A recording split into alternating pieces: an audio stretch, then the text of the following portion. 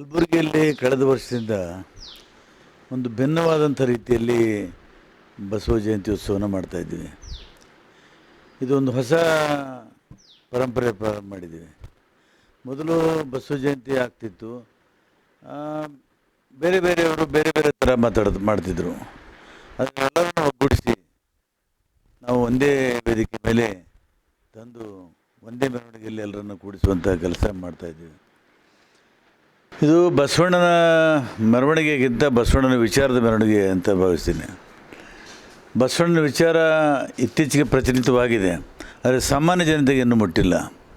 ಆ ನಿಟ್ಟಿನಲ್ಲಿ ವಚನ ಸಾಹಿತ್ಯವನ್ನು ಮನೆ ಮನೆಗೆ ಮುಟ್ಟಿಸುವಂಥ ಕೆಲಸ ಈ ಕಾರ್ಯಕ್ರಮ ಮುಖಾಂತರ ಮಾಡಬೇಕು ಅಂತ ಮಾಡಿದ್ದೀವಿ. ಮತ್ತು ಬಸವಣ್ಣನ ವ್ಯಕ್ತಿತ್ವ, ಅವನ ಆದರ್ಶ, ಅವನ ವಿಚಾರ, ಆಚಾರ ಇದೆಲ್ಲವೂ ಕೂಡ ನಮ್ಮ ಹೊಸ ಪೀಳಿಗೆಗೆ ತಿಳಿಸ್ಕೊಡ್ಬೇಕನ್ನುವಂಥ ಉದ್ದೇಶದಿಂದ ನಾವು ಮಾಡ್ತಾಯಿದ್ದೀವಿ. ಸರ್, ಈಗ ಕಳೆದ ವರ್ಷದಿಂದ ಎಲ್ಲೇ ಯಾವುದೇ ರೀತಿಯಾದಂಥ ಪಟ್ಟಿಯನ್ನು ಮಾಡ್ತಾ ಇಲ್ಲ. ಹಿಂದೆ ಬಸವ ಜಯಂತಿಯ ಪಟ್ಟಿಯನ್ನು ಮಾಡ್ತಿದ್ರು. ಈ ರೀತಿ ವಿಭಿನ್ನವಾದ ಐಡಿಯಾ ಬಂದಿದೆ ಹೇಗೆ ಅಂತ ಎಲ್ರಿಗೂ?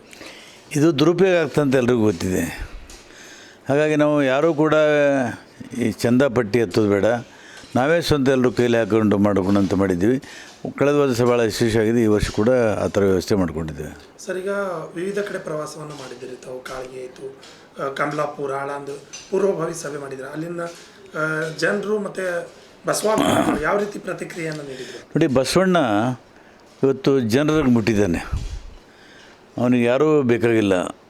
ಅಷ್ಟು ಸರಳವಾದಂಥ ವಿಚಾರ ಇದೆ ನಮ್ಮ ಕನ್ನಡದಲ್ಲಿ, ಮತ್ತು ಭಾಳ ತಿಳಿಯುವಂಥ, ಸಾಮಾನ್ಯ ಜನರಿಗೆ ತಿಳಿಯುವಂಥ ವಿಚಾರ ಇದೆ. ಆ ಬಸವಣ್ಣನ ವಿಚಾರ ಒಂದು ದಿವಸ ಜನರಿಗೆ ಮುಟ್ತದೆ. ಅದರಲ್ಲಿ ಯಶಸ್ವಿ ಸಾಧನೆ ಮಾಡಬೇಕಂತ ನಾವು ಪ್ರಯತ್ನ ಮಾಡ್ತಾಯಿದ್ದೀವಿ. ಈಗಾಗಲೇ ಜಿಲ್ಲಾ ಪ್ರವಾಸ ಕೈಗೊಂಡಿದ್ದೀವಿ. ಭಾಳ ನಮಗೆ ಅಭೂತಪೂರ್ವಂಥ ಬೆಂಬಲ ಜನರಿಂದ ಸಿಗ್ತಾಯಿದೆ. ಬರೀ ಒಂದೇ ಸಮುದಾಯದಿಂದ ಅಲ್ಲ, ಏನು ಬಸವಣ್ಣನ ಅನುಭವ ಮಂಟಪದಲ್ಲಿ ಅನೇಕ ವಿಭಿನ್ನ ಜಾತಿಯ ಜನಾಂಗದ ಶರಣರಿದ್ದರು. ಆ ಶರಣ ಅನುಕೂಲದ ಎಲ್ಲ ಸಮುದಾಯಗಳು ಕೂಡ ಈ ಕಾರ್ಯಕ್ರಮದಲ್ಲಿ ಭಾಗವಹಿಸ್ತಾ ಇದ್ದಾವೆ. ಸರ್, ಈಗ ಈ ಒಂದು ಬಸವ ಜಯಂತಿಯಲ್ಲಿ ಡಿಜೆಯನ್ನು ಬಳಸೋದಿಲ್ಲ ಅಂತ ಹೇಳಿದ್ರಿ. ಡಿಜೆ ನಾವು ಯಾರಿಗೂ ಹಚ್ಚಬೇಕು ಅಂತ ನಮ್ಮ ಅಧಿಕೃತವಾಗಿ ನಾವು ಯಾರಿಗೂ ಹೇಳಿಲ್ಲ. ಆದರೆ ಕೆಲವು ಹುಡುಗರು ಹಚ್ಚಿದ್ದಾರೆ ಅಂತ ತಿಳ್ಕೊಂಡಿದ್ದೀನಿ. ಅವರಿಗೆ ನಾವು ಬೇಸರ ಪಡಿಸಲ್ಲ, ಅನಿವಾರ್ಯ ಅದು. ಸರ್, ಈಗ ಇವತ್ತು ನಾಳೆ ನಾಡಿದ್ದು ಯಾವ ರೀತಿ ಕಾರ್ಯಕ್ರಮಗಳು? ಇದೇ 3 ದಿವಸಗಳ ಕಾಲ ಬಸವಣ್ಣನ ಪುತ್ಥಳಿ ಹತ್ರ ಕಾರ್ಯಕ್ರಮ ನಡೀತಾಯಿದೆ. ಇವತ್ತು ಕೊನೆಯ ದಿವಸ. ನಾಳೆ ಬೆಳಗ್ಗೆ ಲಿಂಗ ದೀಕ್ಷೆ ಮತ್ತು ಇಷ್ಟಲಿಂಗ ಪೂಜೆ ಆಗ್ತದೆ. ಆಮೇಲೆ ಸಾಯಂಕಾಲ 19ಕ್ಕೆ ಬಹಿರಂಗ ಸಭೆ ನಡೀತದೆ. ಬಹಿರಂಗ ಸಭೆಯಲ್ಲಿ ನಮ್ಮ ನಾಡಿನ ಖ್ಯಾತ ಚಿಂತಕರು ಮತ್ತು ವಚನ ಸಾಹಿತ್ಯವನ್ನು ಅಧ್ಯಯನ ಮಾಡಿದಂಥ ಶಂಕರ ದೇವನೂರವರು ಅವರು ಮಾತಾಡ್ತಾರೆ. ಹಂದಿಗೋಳು ಸ್ವಾಮೀಜಿಯವರು ಮಾತಾಡ್ತಾರೆ. ಮತ್ತು ಅಖಿಲ ಭಾರತ ವೀರಶೈವ ಮಹಾಸಭೆ ಅಧ್ಯಕ್ಷರಾದ ಈಶ್ವರ್ ಖಂಡ್ರೆ ಅವರಿಗೂ ಕೂಡ ಸನ್ಮಾನ ಇಟ್ಟುಕೊಂಡಿದ್ದೀವಿ. ಅದು ಸುಮಾರು ಒಂದು 25,000 ಜನ ಅಲ್ಲಿ ಸೇರ್ತಾರೆ 19ರ.